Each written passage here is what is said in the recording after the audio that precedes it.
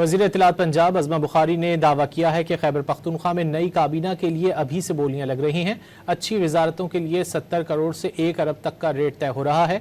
जो लोग पैसे देकर वजीर बनेंगे वो करप्शन क्यों नहीं करेंगे।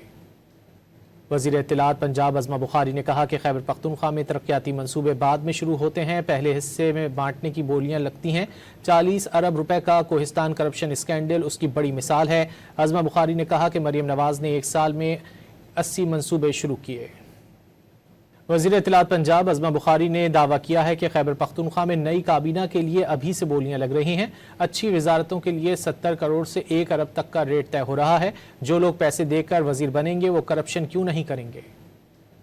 वज़ीर इत्तलात पंजाब अज़मा बुखारी ने कहा कि खैबर पख्तूनख्वा में तरक्याती मंसूबे बाद में शुरू होते हैं, पहले हिस्से में बांटने की बोलियां लगती हैं।